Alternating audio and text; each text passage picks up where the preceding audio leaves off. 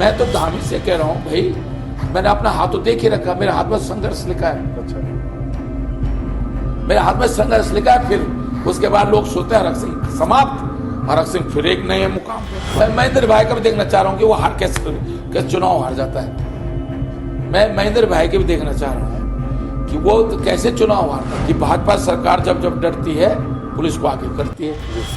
सब लोग एक जैसे नहीं होते। कुछ लोग उगते सूरज को नमस्कार करते हैं, कम लोग ऐसे भी होते हैं जो डूबते सूरज को नमस्कार करते हैं। वो भाजपा अपने तरफ से नारे देगी, प्रलोभन देगी, सब हथकंडे अपनाएगी, वोट जो है फर्जी वोट बनाएगी। अब हमें इन सब चीजों से सचेत रहना। दूध का जला भी सांझ फूक फूक के पीना। तो अब हम तो 3-5 बार जल गए।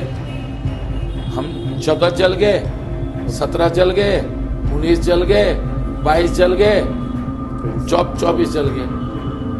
तो हम 5 बार के जले हुए भी अगर हम आज भी अगर फूक फूक के कदम न रखें तो मैं सोचता हूँ कि ये फिर हमारी बेवकूफ़ी है।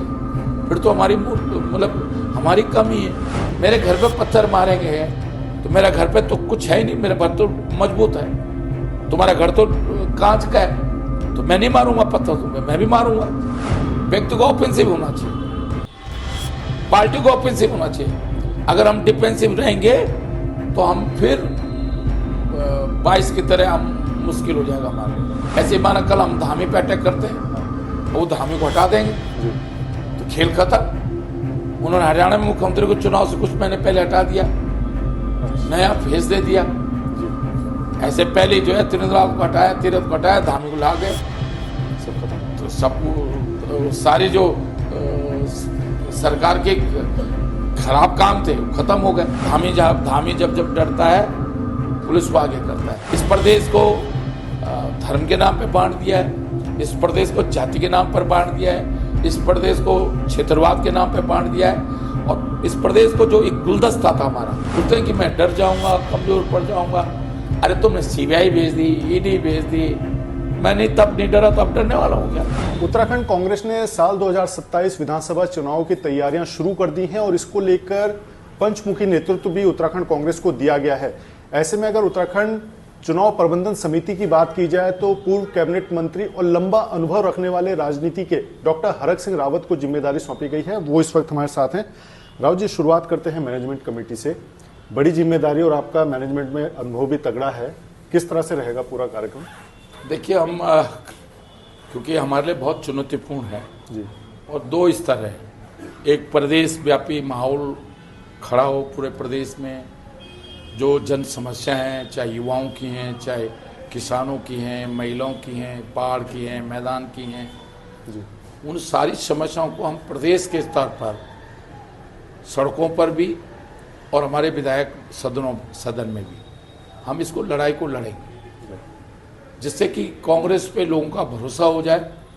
लोगों को लगे कि जब आज कांग्रेस विपक्ष में है तो मुसीबत के समय में कांग्रेस उनके साथ खड़ी थी, उनकी समस्याओं के साथ संघर्ष कर रही थी, ये उनके जज्बातों के साथ खड़ी थी। ये लड़ाई हम लोग सड़कों पे लड़ेंगे, जो कांग्रेस परिवार को। दूसरा, हम बूथ के स्तर पर कांग्रेस का मैनेजमेंट बूथ स्तर पर मजबूत हो। लोगों के सुख दुख में कांग्रेस कार्यकर्ता के साथ कभी कोई मुसीबत आए तो पूरा कांग्रेस परिवार उसके दुख में सम्मिलित हो। नए लोगों को पार्टी से हम जोड़ें, तो इस दिशा में हम लोग काम कर रहे हैं जी। और हमने इस समय एक योजना भी बनाई है कि हमारे सभी नेता अलग अलग क्षेत्रों में, क्योंकि ये आवश्यक नहीं कि हम सारे लोग एक ही मंच पर एक ही जगह दिखाई दें जी।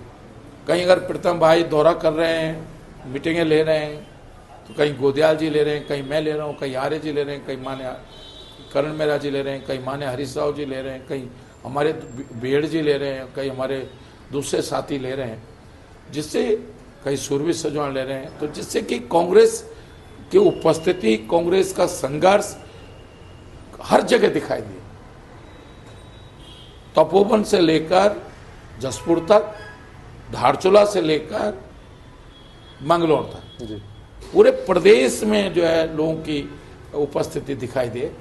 जी। इस बात को लेकर हम संघर्ष करेंगे। अच्छा सर, अभी की अगर बात की जाए 2 टर्म से लगातार कांग्रेस बाहर है सत्ता से, क्या लगता है स्थिति क्या है ग्राउंड पर? देखिए, कांग्रेस उस समय 17 और 22 में, क्योंकि 17 में मैं था नहीं कांग्रेस में, जी तो 22 में मैं था, तो मैं उसी से मैं सम्मिलित हुआ। माहौल था कि कांग्रेस जीतेगी, जी क्योंकि मैं तो भाजपा सरकार में मंत्री था, LI की रिपोर्ट भी थी, इंटेलिजेंस की रिपोर्ट भी थी कि कांग्रेस, मीडिया की भी रिपोर्ट थी कि कांग्रेस जीतेगी। क्या परिस्थितियां बनी कि हम लोगों के जो आक्रोश था, लोगों का जो जज्बात थे, उसको हम वोट में तब्दील नहीं कर पाए। तो हमें इस बार कोई कमी नहीं रखनी। देखिए, जब आदमी हारता है जी तो उसको अपनी हार से सबक लेना चाहिए, हताश नहीं होना चाहिए, निराश नहीं होना चाहिए। जो कमियां रह गई हमारे अंदर, वो कमियां आगे ना रहें, हमारी लड़ाई कमजोर ना पड़े, हम कैसे जीतें, ये सारी रणनीति बनाने की आवश्यकता है। क्योंकि भारतीय जनता पार्टी से हमारा मुकाबला है, इसमें उनके पास दिल्ली में भी सरकार है, प्रदेश में भी 10 साल उनके सरकार को होने वाले हैं, तो उन पे संसाधन भी हैं और उन पे मीडिया को मैनेज करने के लिए सारे, देखिए सब चीज़ें हैं उनके पास जी। और हमारे पास कुछ भी नहीं है। हमारे पास केवल जन भावना है। मतलब खोने को कुछ नहीं है कि पाने वाली स्थिति है अब। हाँ, हमारे पास जन भावना है। जी तो लोग, ऐसा होता ना कि सब लोग एक जैसे नहीं होते, कुछ लोग उगते सूरज को नमस्कार करते हैं, कम लोग ऐसे भी होते हैं जो डूबते सूरज को नमस्कार करते हैं। तो हम अगर, हमारा उत्तराखंड में 2 लगातार चुनाव हार गए, हम 3 पार्लियामेंट चुनाव हार गए, 14, 19 और 24। जी 24 2 चुनाव विधानसभा का हार गए हम। जी तो 5 चुनाव हारना कोई आसान बात नहीं है। इससे कार्यकर्ताओं में एक निराशा भी होती है और उसको फिर जोश को, लोगों के जन भावनाओं को अपने साथ मोड़ना कोई हल्का काम नहीं है, बहुत कठिन काम है। लेकिन हम फिर भी, पूरी उम्मीद है हमको कि हम सब मिलके करेंगे, तो ये निश्चित रूप से ये हमारी उम्मीद हमको इस बार पूरी होगी। अच्छा, अभी आप जैसी जिम्मेदारी आपने संभाली, तो उसके बाद आपने एक दौरा किया था पहाड़ का, उसमें कई लोगों से लगता है कि बूस्टअप हो रहे हैं जनता, कुछ है उनमें नया? जनता में बहुत माहौल है कांग्रेस के लिए। हाँ, जज्बात है, लोगों में एक उत्साह है।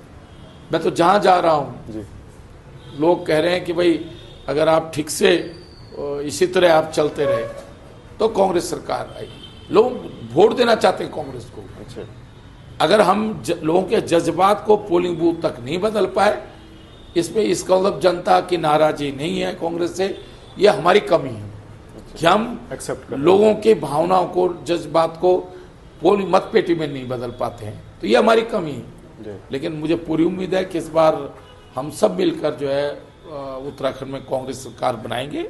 अच्छा राव जी, महेंद्र भट्ट की अगर बात किया, प्रदेश अध्यक्ष, वो दावा कर रहे हैं हैट्रिक मारेंगे, आप दावा कर रहे हैं सत्ता में वापसी। आपने प्रण भी लिया है कि तब तक माला नहीं पहनूंगा जब तक सत्ता से भाजपा बाहर नहीं होती। तो ये कैसे बैठेंगे, क्योंकि वो तो आपने खुद ही बताया। अब देखिए, वो तो निश्चित रूप से कहेंगे जी सारी चीज। भाई, वो भी राजनीतिक दल है भाजपा जी, तो वो चाहेंगे कि उनकी सरकार आए, हम चाहेंगे हमारी सरकार आए। वो तो भाई देखिए, जब कोई मामला होता है कोर्ट में, जी तो दोनों पक्ष का वकील चाहते हैं कि उनके पक्ष में फैसला है। तो अब ये तो तर्क के ऊपर है, सच्चाई के ऊपर है कि कौन किसके पक्ष में फैसला है। वो भाजपा अपने तरफ से नारे देगी, प्रलोभन देगी, सब हथकंडे अपनाएगी, वोट जो है फर्जी वोट बनाएगी। अब हमें इन सब चीजों से सचेत रहना। जी दूध का जला भी सांस फूक फूक के पीता है। जी। तो अब हम तो 3-5 बार जल गए, हम 14 जल गए, 17 जल गए, 19 जल गए, 22 जल गए, 24 जल गए। तो हम 5 बार के जले हुए भी अगर हम आज भी अगर फूक फूक के कदम न रखें, तो मैं सोचता हूँ कि ये फिर हमारी बेवकूफ़ी है, फिर तो हमारी मतलब हमारी कमी है, हमारे कांग्रेस परिवार में कमी है कि हम बड़ी बड़ी बातें करते हैं जी। और कांग्रेस को जैसे बड़ी बड़ी बातें करते हैं और कांग्रेस को उस तरह हम खड़ी नहीं कर पाते हैं। अच्छा राव जी, आप लगातार चुनावी दौरे करता है, चुनाव में आपने मजबूत पद भी संभाले हैं, भाजपा भी देखी, कांग्रेस भी आप देख रहे हैं, तो क्या लगता है स्थिति किस तरह की है धरातल पर? क्योंकि बीजेपी लगातार कंटिन्यू चल रही है, कारण आप खुद बता रहे हैं कि हम उनको वोटों में तब्दील नहीं कर पा रहे हैं चीजों को, कारण क्या लगता है इसके पीछे, असल वजह क्या है? देखिए, भाजपा ने क्या किया है जी, कि अपनी सारी कमियां उनकी, लेकिन वो लास्ट में कुछ जज्बातों को चाहे हमारी गलती होती भी नहीं है, लेकिन वो भावनात्मक रूप से ऐसा माहौल बना देते हैं उसमें, जैसे मुस्लिम यूनिवर्सिटी का बहाना बना दिया उन्होंने जी। अब कांग्रेस के किसी कार्यकर्ता ने बोल दिया तो इस वक्त थोड़ी कांग्रेस बोल रही है। कई बार होता है, माना अब माना कोई मुस्लिम कार्यकर्ता है या भाजपा में कोई हिंदू है, तो वो बात अपनी जज्बात वो उसकी अपनी भावना है, तो इस वक्त थोड़ी कि पार्टी ने ऐसा निर्णय ले लिया। कई बार व्यक्तिगत भावना होती है। अब एक सहसपुर के हमारे एक कार्यकर्ता ने अगर माना मुस्लिम यूनिवर्सिटी की बात करी तो इसको थोड़ी भाजपा कांग्रेस कर रही है, लेकिन उन्होंने ऐसा माहौल बना दिया कि लोग उस भावेश में जो है अपनी समस्या अपनी पीड़ा भूल गए।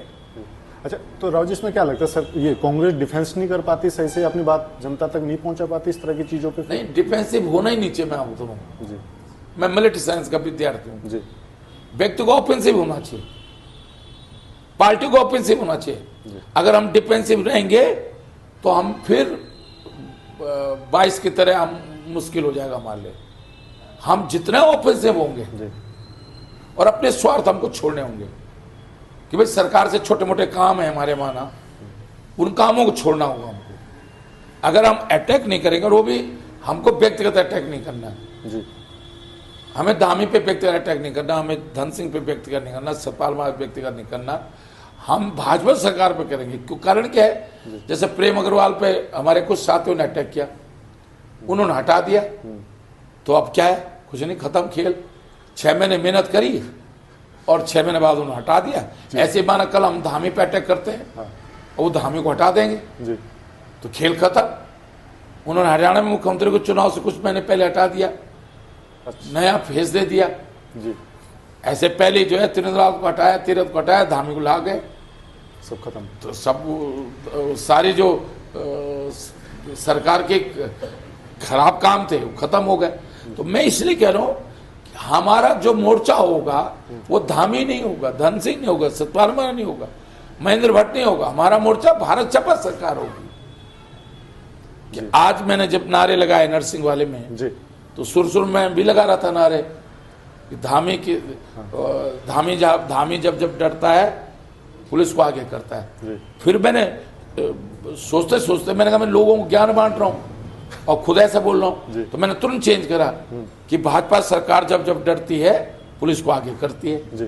तो अब हमारे टारगेट पे धामी नहीं है, हमारे टारगेट पे सतपाल महाराज नहीं है, हमारे टारगेट पे धन सिंह नहीं है, हमारे टारगेट पर सुबोध भाई नहीं है, हमारे टारगेट पर महेंद्र भट्ट नहीं है, हमारे टारगेट पे भाजपा सरकार है कि भाजपा सरकार ने 9 सालों में इस प्रदेश की दुर्दशा कर दी है। इस प्रदेश को धर्म के नाम पे बांट दिया है, इस प्रदेश को जाति के नाम पर बांट दिया है, इस प्रदेश को क्षेत्रवाद के नाम पे बांट दिया है, और इस प्रदेश को जो एक गुलदस्ता था हमारा, एक फूलों का गुलदस्ता था हमारा, हर ऐसे गुलदस्ता था जिसमें देखिए हमारे इस उत्तराखंड में तीनों धर्म जो दुनिया के प्रमुख 3 धर्म हैं, अगर हिंदू हो तो बद्री केदार गौनोत्री यमुनोत्री जगेश्वर नीलकंठ, और प्रमुख धार्मिक स्थल हमारे उत्तराखंड में सिख भाइयों का सबसे बड़ा गुरुद्वारा गोल्डन टेम्पल के बाद, स्वर्ण मंदिर के बाद अगर हमारा सबसे बड़ा धार्मिक स्थल हेमकुंड साहिब है, उनके आस्था केंद्र है। दुनिया कहीं भी रहते होंगे हमारे सिख भाई, लेकिन वो हेमकुंड आना चाहते हैं। मुस्लिम भाई कलर वो अपना उसके बाद मक्का मदीना के बाद, और ये जो हमारा राजस्थान में है अजमेर शरीफ के बाद मुस्लिम भाइयों की इच्छा होती है कि करे शरीफ की दरगाह है। तो हमारे यहाँ देखो हिंदू मुस्लिम सिख तीनों धर्मों के प्रमुख धार्मिक स्थल हमारे यहाँ है। तो हमारे ये गुलदस्ता है। और हमारे, आपने देखा होगा आजादी से पहले भी और आजादी के बाद भी पूरे हिंदुस्तान में कोई प्रदेश ऐसा नहीं होगा बड़े बड़े शहरों में जहां दंगे नहीं हुए। लेकिन एक अकेला उत्तराखंड ऐसा है कि ना आजादी के पहले और ना आजादी के बाद हम लोग आपस में नहीं मिले, आपस में नहीं भिड़े। हम लोगों में प्यार मोहब्बत है। तो मैं इसलिए कह रहा हूं भाजपा ये जो प्यार मोहब्बत का प्रदेश हमारा है, इसको कहीं ना खराब करना चाहती है। छोटी छोटी बातों को लेकर बतरंग बनाना चाहती है, इश्यू बनाना चाहती है। बस हमें भाजपा के ये जो मनसूबे हैं, किस प्रदेश को जो है बांटने का जो उनका मनसूबा है, क्योंकि उससे उनको फायदा होता है, हमें उनके मनसूबे को पूरा नहीं होने देना है। अच्छा राव जी, आप बातें कर रहे हैं कि व्यक्तिगत टिप्पणी नहीं करनी है, सरकार को घेरना है पूरा, लेकिन आप कुछ भी बोलते हैं वो हवा हो जाती है, उस पर तमाम आरोप लगने लग जाते हैं कि हरक सिंह रावत। देखिए, मैंने व्यक्तिगत टिप्पणी बिल्कुल नहीं की थी। जब मेरे पे व्यक्तिगत टिप्पणी की गई, एक भाजपा का कोई ने मुझको हल्के शब्दों का प्रयोग किया, आप उस दिन से पहले देख लो भाजपा का। अब मैं उसका जवाब तो नहीं दे सकता था ना, बिल्कुल। एक शेष मैं यहां प्रेस कर दी मैंने, ईडी ने जब चार्जशीट लगाई तो मैंने प्रेस करी ऊपर और मैंने कहा 99.9% नहीं, 0.1% भी अगर मैं गलत हूंगा तो उस दिन राजनीति छोड़ दूंगा।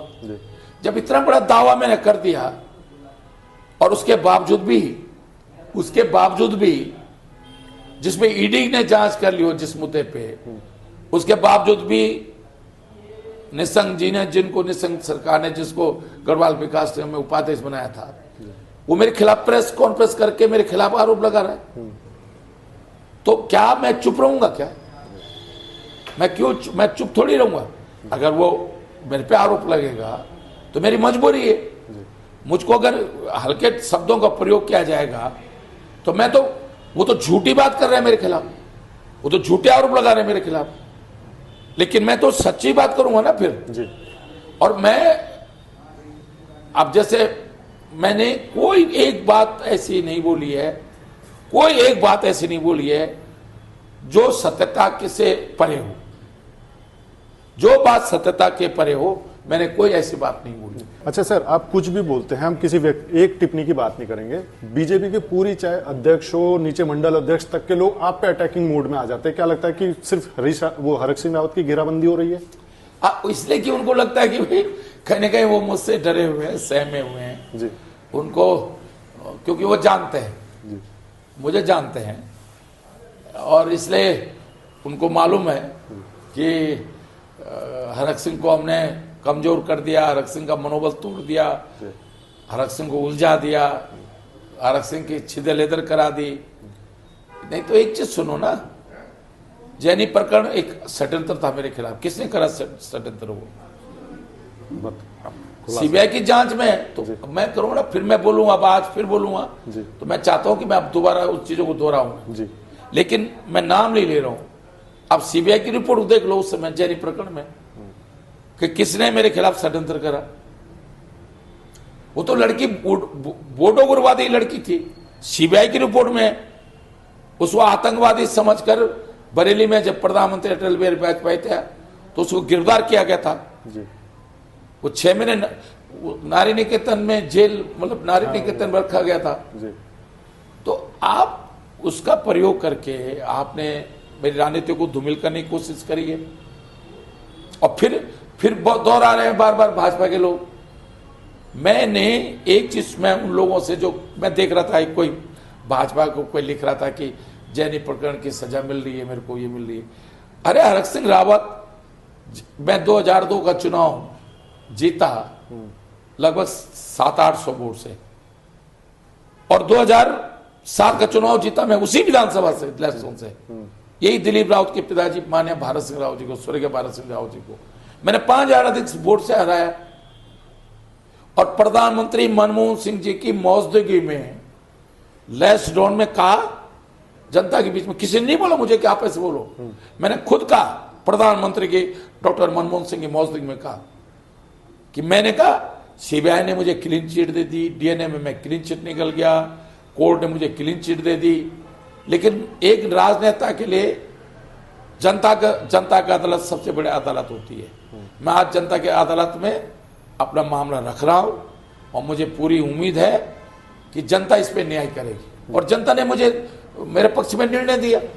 अच्छा राव जी, आपके जो ये पुराने मुद्दे भी उठाए जा रहे हैं, लगता है कि बीजेपी को ये लगता है कि सिर्फ हरक सिंह रावत ऐसा बंदा है जो उनकी जीत की राह में रोड़ा अटका सकता है? हाँ बिल्कुल, उनको मालूम है, इसलिए वो जानबूझ के जो है इस तरह का माहौल बना रहे हैं, उनको मालूम है जी। और इसलिए वो ये जानबूझ के इस तरह माहौल बना रहे हैं कि जिससे कि जो है वो सोचते हैं कि मैं डर जाऊंगा, कमजोर पड़ जाऊंगा। अरे तुमने सीबीआई भेज दी, ईडी भेज दी, मैं नहीं डरा तो अब डरने वाला हूँ क्या? अच्छा सर, अभी 1 साल चुनाव को बचा है, क्या तैयारी मैनेजमेंट में कुछ प्लान किया है कि किस तरह से, या लगता है कि सरकार ये कुछ और भी दाव पेच आजमा सकते हैं? आजमाएंगे, मैं नाम नहीं ले रहा हूँ जी। भाजपा के एक प्रमुख नेता ने इस केस में बोला, भाजपा के एक प्रमुख नेता ने इस केस में बोला, अब हमारे भी सब लोगों हम तक भी सारी चीजें आ जाती हैं जी। भाजपा के एक प्रमुख नेता ने बोला, जिम्मेदार नेता ने बोला कि चिंता मत करो, हम किसी को खड़ा कर देंगे चुनाव से पहले। मतलब आप समझ रहे हो ना क्या क्या मतलब जी, मतलब तैयारी है उनकी आपकी? हाँ, मतलब आप सोचो ना कि हम किसी को खड़ा कर देंगे, मतलब कोई आरोप जैसे जैनी आरोप लगाया, जैनी से ऐसे कुछ करा देंगे। मतलब भाजपा के एक जिम्मेदार नेता का इस केस के कार्यकर्ताओं के बीच में ये कहना, आप सोचो कि मतलब वो किस लेवल तक जाने के लिए तैयार बैठे हैं जी। भाजपा के लोग। अब आखिर अगर वो डरे नहीं है, भयभीत नहीं है, उनका बहुत मजबूत गढ़ है, बहुत अच्छे काम कर रही है, उनकी सरकार रिपीट कर जाएगी, तो फिर क्यों ये षड्यंत्र करने की कोशिश कर रहे हैं? क्यों मुझ पे व्यक्तिगत लांछन लगा रहे हैं? क्यों तो मेरे पे जो है प्रहार कर रहे हैं? भाई अगर वो मेरे पे पत्थर मारेंगे, मेरे घर पे पत्थर मारेंगे, तो मेरा घर पे तो कुछ है ही नहीं, मेरा घर तो मजबूत है, तुम्हारा घर तो कांच का है, तो मैं नहीं मारूंगा पत्थर तुम्हें, मैं भी मारूंगा। अच्छा, इस तरह के लेकिन उससे क्या होगा, देखिए ये राजनीति जो है तमिलनाडु की तरह हो जाएगी, जैसे जयललिता और वो हमारे क्या नाम था, करुणानिधि की तरह जी। मतलब ये इस प्रदेश की राजनीति उसी तरह हो जाएगी कि एक अगर मुख्यमंत्री आ रहा है तो उसको जेल भेज रहा है, कोई लांछन लगा के जेल भेज रहा है, दूसरा मुख्यमंत्री आ रहा है तो उसको जेल भेज दे रहा है।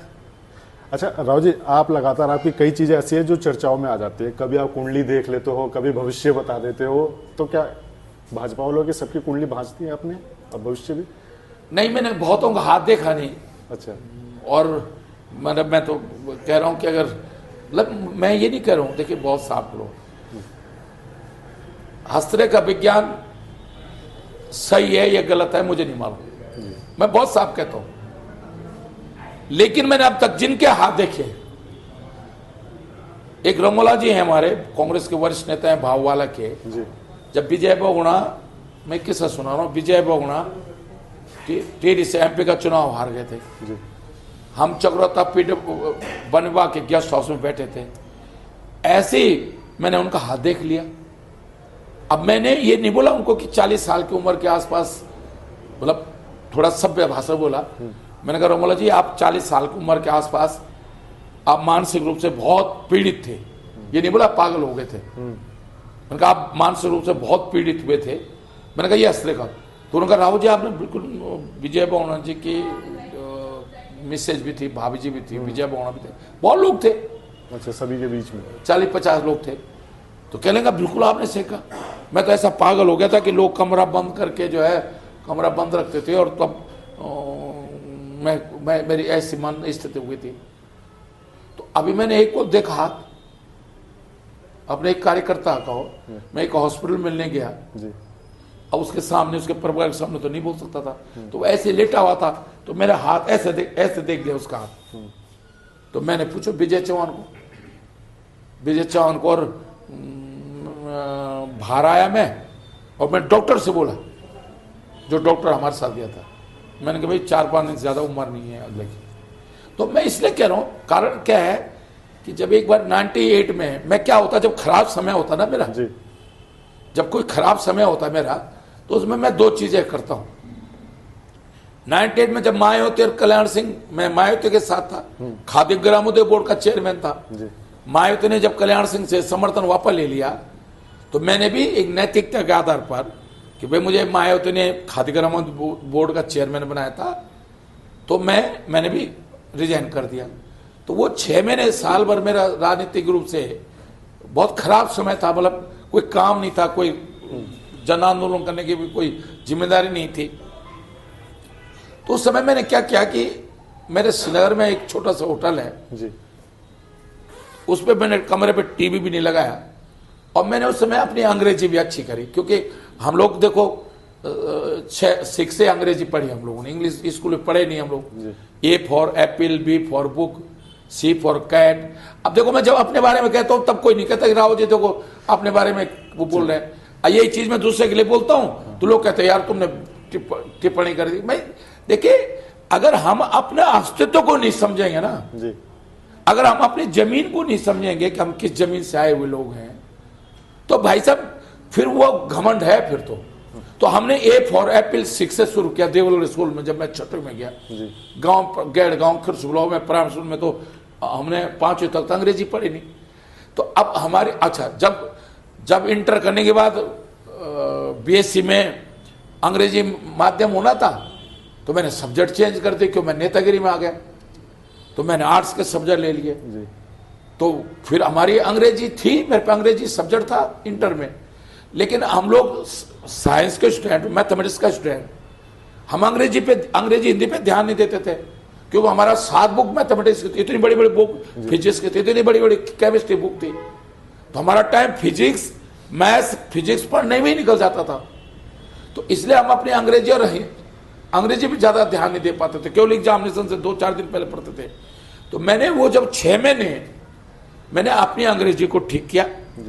दूसरा, मैंने हस्तरेखा विज्ञान का अध्ययन किया। अच्छा। और मैंने पूरे हिंदुस्तान, दुनिया के जितने भी बड़े हस्तरेखा वैज्ञानिक हैं उनकी पुस्तकों का अध्ययन किया, और उसके आधार पर मैं जैसे बाल ठाकरे ऐसे बोलता था, तो मैं रेखा देखता था कि बाल ठाकरे रेखा देखता। कोई भीख मांगने के लिए आ गया हमारे घर पे, तो मैं उसका हाथ देखता था कि भाई ये क्यों भीख मांग रहा है। अच्छा। तो मैं प्रैक्टिकल भी अध्ययन करता था। अच्छा। तो अब तक मैंने जितने लोगों का हाथ देखा है, जितने, एक डॉक्टर ने मेरे को हाथ देखा है अपना, एमबीबीएस डॉक्टर, फिजिशियन लेडी थी, और मैंने कह दिया तुम्हारे 28 साल में तुम बहुत बीमार हुई थी। उन्होंने कहा साहब, मैं कह रहे आपने कितनी सच बात बोल दी। अच्छा। मैं तो ऐसी बीमार हो गई थी कि मैंने पीजी की अपने फिजिशियन के एमडी की पढ़ाई 1.5 साल तक ड्रॉप करके रखी। तो मैं तो धामी से कह रहा हूं भाई, मैंने अपना हाथ तो देख ही रखा, मेरे हाथ में संघर्ष लिखा है। अच्छा। मेरे हाथ में संघर्ष लिखा है। फिर उसके बाद लोग सोते हैं हरक सिंह समाप्त, हरक सिंह फिर एक नए मुकाम पे। आप मेरा इतिहास देख लो ना। आप एक बात कर रहे थे, मैं धामी को बोला, धामी को क्या उन्होंने सीएम साहब का हाथ देखा आपने? अभी ढंग से नहीं देखा, लेकिन मैं देखूंगा। और विदाई है, देखो 5 साल पूरे नहीं करेगा, मतलब मेरे, अगर मैंने ठीक से नहीं देखा भी, मैं जाऊंगा किसी दिन, तब मैं हाथ ही देखने जाऊंगा धामी का। अच्छा। लेकिन मुझे जो लग रहा है, जितना पढ़ा अभी तक, हाँ, जो मैंने कभी ऐसे बात करते दूर से, अब उस समय तक मैंने उस समय तक देखा नहीं, जब वो रोज हमारा वीडियो, हंसने का वीडियो वायरल करा रहा है अगला आदमी। अब बताओ, मैंने मुख्यमंत्री के यहाँ खाना खाने जा रहा हूं, देखिए अब जो लोग कह रहे हैं ना कि राव जी आप व्यक्तिगत टिप्पणी क्यों करते हैं। अब ये एक चीज सुनो, मुख्यमंत्री के यहाँ अगर 2 मंत्री खाना खा रहे हैं, हंसी मजाक हो रही है, तुम उसको वायरल कर दे रहे हो। मतलब ये तुक नहीं है ना, जानबूझ के तुम वायरल कर रहे हो उसको।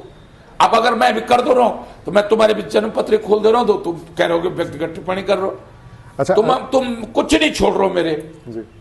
तो मैं धामी से भी, अपने भाजपा के मित्रों से, देखे राजनीति अपनी जगह है, मित्रता अपनी जगह। राजनीति देखे जैसे 2 वकील, राजनीति वैसी होनी चाहिए कि जैसे कोर्ट में जाते हैं 2 वकील, क्या बहस करते हैं, ऐसा लगता है कि एक दूसरे को खून पी जाएंगे एक दूसरे का, और बाहर निकलते हैं फिर हंसी मजाक आपस में।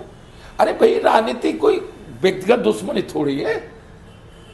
अच्छा सर, आप सीएम साहब की तो चलिए बोल रहे हैं कि हाथ देखना है, बीजेपी में और किसी नेता का भी है मन में इच्छा कि उसका भी हाथ? मैं महेंद्र भाई का भी देखना चाह रहा हूं कि वो हार कैसे चुनाव हार जाता है।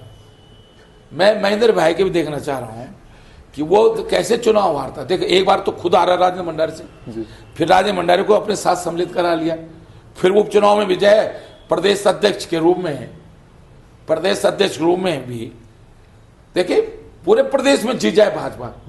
अब प्रदेश अध्यक्ष की विधानसभा में उपचुनाव में हार जाए, अगर महेंद्र भट्ट की जगह मैं होता तो मैं नैतिकता के आधार पर उस दिन प्रदेश का अध्यक्ष पद छोड़ देता। वो तो नहीं छोड़ रहे ना, और मैं राज्यसभा भी इस्तीफा दे देता उस दिन कि भाई मैं आज भाजपा के लिए जो है उतना मुरीद नहीं हूं मैं। अच्छा सर, अभी जिस तरह से कांग्रेस में तमाम जिम्मेदारियां बटी है, हरीश रावत जी से किस तरह के रिश्ते हैं आपके? देखिए, हरीश रावत जी से मेरी जब मैं 4-5 महीने पहले हरीश भाई से बैठ के बातचीत हो गई थी, और आपने देखा भी होगा मंच से उन्होंने पंच रुद्राक्ष बोला, पंचमुखी कांग्रेस बोला, पहले वो 4 मुखी बोलते थे, तो मैं तो एक्सेप्ट कर लिया आप? हाँ, मैं अपने बड़े भाई को बातचीत हो गई थी और हमने भाई देखिए अब हम पुराना रोना रोते भाई मैं कांग्रेस में आ गया हूं जी, तो जैसे भाजपा के लोग मुझको आज भाजपा का मान रहे हैं, नहीं मान रहे ना जी। जबकि भाई ईडी और सीबीआई की जो जांच उन्होंने कराई भाजपा ने, वो भाजपा के मंत्री के तो कराई, हरक सिंह के थोड़ी कराई, उसमें तो भाजपा का मंत्री था मैं। अगर उस समय मैंने एज ए भाजपा के मंत्री के रूप में मैंने कोई भी गलती की है तो भाजपा के खाते में जाती है कि अगर मैं गलत था, गलत मंत्री था, गलत भ्रष्टाचार मैंने किया, घोटाला किया, पेड़ काटे, तो तुमने मुझे जो है मंत्री पद से हटाया क्यों नहीं? 8 जनवरी को आचार संहिता लगी 2022 को उत्तराखंड में, 8 जनवरी तक मैं 16 जनवरी तक मैं मंत्री था ना, तब तक नहीं हटाया तुमने मुझको, जब तक मैं आचार संहिता नहीं लगी। उसके बाद आचार संहिता लगने के बाद हटाना ना हटाना तो कोई तुक ही नहीं होता। तो मैं इसलिए कह रहा हूं कि भाजपा अब आज क्योंकि मैं कांग्रेस में हूं, 22 का चुनाव, 24 का चुनाव मैंने राजस्थान में पार्टी के लिए काम किया, दिल्ली के लोकसभा चुनाव मैंने पार्टी के लिए काम किया, पार्टी ने मुझे अलग अलग जगह जिम्मेदारियां लगाई, उड़ीसा में पार्टी ने मेरे को जिम्मेदारी लगाई। तो पार्टी ने ऐसा नहीं है, कांग्रेस ने पिछले 3-4 सालों में, आप लोगों को लगता होगा, लेकिन मुझे राजस्थान का बहुत सीनियर लेवल पे मेरी ड्यूटी लगाई, ऑब्जर्वर बने आप? हाँ, ऑब्जर्वर में पूरे राजस्थान चुनाव 3 महीने 4 महीने मैंने लड़ाया जी। और मैंने उड़ीसा मेरे को ऑब्जर्वर लगाया गया, उसके बाद फिर मेरे को जो है दिल्ली प्रदेश में लोकसभा चुनाव में ड्यूटी लगाई गई जब लोकसभा चुनाव था, फिर विधानसभा चुनाव में मेरी ड्यूटी लगाई गई दिल्ली प्रदेश में।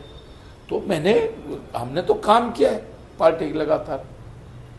उत्तराखंड में लोकसभा में भी मैं जो है उस वक्त क्योंकि ईडी को आई तो इसलिए पार्टी ने कहा भी तो आप उत्तराखंड के बजाय दिल्ली में आप दिल्ली में काम करो। तो मैंने उदी जहाज के लिए, कन्हैयालाल जी कन्हैया के लिए और अपने उनके लिए काम किया मैंने। तो मतलब उत्तराखंड कांग्रेस में अग्रवाल जी के लिए सही है चीजें कांग्रेस में? हाँ ठीक है, ठीक तो करनी पड़ेगी ना अगर लड़ाई लड़नी है जी। अपने ही घर अगर हमारा खराब रहेगा तो दूसरे घर पे कैसे अटैक करेंगे? तो पहले तो अपना घर ठीक करना हमको ना जी। और इसलिए मैं कोशिश कर रहा हूँ, देखिए मेरा राजनीतिक अनुभव बहुत बड़ा है, इसलिए मैं अभी प्रीतम भाई को उनके जन्मदिन की बधाई दे के आया हूँ, गोदयाल जी से, सबसे हरीश भाई से, सबसे हम लोग यशपाल आर्य जी से, सब लोग उससे, देखिए सबकी उपयोगिता है। अकेले हरक सिंह के बलबूते पे प्रदेश में कांग्रेस सरकार नहीं आ सकती, अकेले गोदयाल के बलबूते पे प्रदेश में कांग्रेस सरकार नहीं आ सकती, अकेले यशपाल आर्य चाहेंगे तो नहीं आ सकती। ये एक टीम वर्क होता है। अच्छा सर, लास्ट में आपसे ये समझना चाहूंगा, क्या गुटबाजी हावी है कांग्रेस में? जिस तरह के हल्ले होते हैं, चर्चाएं होती हैं, आप इधर देखिए राजनीति में आप ये सोचोगे कि नहीं थोड़ा बहुत रहेगा, फिर वो राजनीति किस बात की? वो राजनीति ही नहीं है, फिर तो राजनीति भी है, सब थोड़ा बहुत होता है। हमसे ज्यादा इस समय माहौल खराब भाजपा में है। आज जो उनका प्रवक्ता है विपिन, क्या नाम उसका, कैंथोला, देखो उसका सामान बाहर, वहां से सामान बाहर फेंका, मतलब वहां से हटा दिया गया विधायक निवास से। फिर वो जो है काऊ उमेश भाई के वाले मकान में फ्लैट में गया तो वहां से भी उसको खाली करा दिया गया। न अनिल बलूनी की पत्नी का ट्रांसफर कर दिया गया। देखिए मतलब भाजपा कितनी बड़ी गुटबाजी है, कांग्रेस में नहीं है। कांग्रेस ने तो निशंक जी की पत्नी, कांग्रेस सरकार ही निशंक जी पत्नी देहरादून रही, पंत जी की पत्नी देहरादून रही। तो कांग्रेस में नहीं है गुटबाजी, भाजपा में गुटबाजी है। चलिए, ये थे उत्तराखंड कांग्रेस के वरिष्ठ नेता और चुनाव मैनेजमेंट कमेटी के अध्यक्ष हरक सिंह रावत जी। तमाम बातें इनके साथ हुई हैं और कई मुद्दों पर बेबाकी से बोला, सीधे तौर पर कहा है कि 2027 का अगर चुनाव जीतना है तो डिफेंसिव नहीं अटैकिंग मोड पर यहाँ खेलना होगा, क्योंकि अगर हम डिफेंस करते रहेंगे तो फिर अटैक कब होगा। और भाजपा शाम दाम दंड भेद सब कुछ अपनाने का काम करती है, लेकिन उसी रणनीति पर हमें भी आगे बढ़ना होगा और उसी के बिहाफ पर हम आगे का चुनाव जीत सकते हैं। फिर नई किसी और शख्सियत से मुलाकात करेंगे, तब तक के लिए नमस्कार। नमस्कार। तो मैं तो धामी से कह रहा हूं भाई, मैंने अपना हाथ तो देख ही रखा, मेरे हाथ में संघर्ष लिखा है। अच्छा, मेरे हाथ में संघर्ष लिखा है। फिर उसके बाद लोग सोते हैं हरक सिंह समाप्त, हरक सिंह फिर एक नए मुकाम पे। मैं महेंद्र भाई का भी देखना चाह रहा हूं कि वो हार कैसे चुनाव हार जाता है। मैं महेंद्र भाई के भी देखना चाह रहा हूं कि वो तो कैसे चुनाव हारता है। कि भाजपा सरकार जब जब डरती है पुलिस को आगे करती है। सब लोग एक जैसे नहीं होते, कुछ लोग उगते सूरज को नमस्कार करते हैं, कम लोग ऐसे भी होते हैं जो डूबते सूरज को नमस्कार करते हैं। वो भाजपा अपने तरफ से नारे देगी, प्रलोभन देगी, सब हथकंडे अपनाएगी, वोट जो है फर्जी वोट बनाएगी। अब हमें इन सब चीजों से सचेत रहना। दूध का जला भी सांझ फूक फूक के पीना। तो अब हम तो 3-5 बार जल गए, हम 14 जल गए, 17 जल गए, 19 जल गए, 22 जल गए, 24 जल गए। तो हम 5 बार के जले हुए भी अगर हम आज भी अगर फूक फूक के कदम न रखें तो मैं सोचता हूँ कि ये फिर हमारी बेवकूफ़ी है, फिर तो हमारी मतलब हमारी कमी है। मेरे घर पे पत्थर मारेंगे तो मेरा घर पे तो कुछ है ही नहीं, मेरा घर तो मजबूत है, तुम्हारा घर तो कांच का है, तो मैं नहीं मारूंगा पत्थर तुम्हें, मैं भी मारूंगा। व्यक्ति को ऑफेंसिव होना चाहिए, पार्टी को ऑफेंसिव होना चाहिए। अगर हम डिफेंसिव रहेंगे तो हम फिर 22 की तरह हम मुश्किल हो जाएगा हमारे। ऐसे माना कल हम धामी पे अटैक करते हैं, वो धामी को हटा देंगे तो खेल खत्म। उन्होंने हरियाणा में मुख्यमंत्री को चुनाव से कुछ महीने पहले हटा दिया, नया फेस दे दिया। ऐसे पहले जो है त्रिनेन्द्र को हटाया, तीरथ को हटाया, धामी को ला गए, सब खत्म। तो सब सारे जो सरकार के खराब काम थे खत्म हो गए। धामी जब जब डरता है पुलिस को आगे करता है। इस प्रदेश को धर्म के नाम पे बांट दिया है, इस प्रदेश को जाति के नाम पर बांट दिया है, इस प्रदेश को क्षेत्रवाद के नाम पे बांट दिया है। और इस प्रदेश को जो एक गुलदस्ता था हमारा, बोलते हैं कि मैं डर जाऊंगा, कमजोर पड़ जाऊंगा। अरे तुमने CBI भेज दी, ED भेज दी, मैं नहीं तब नहीं डरा तो अब डरने वाला हूँ क्या?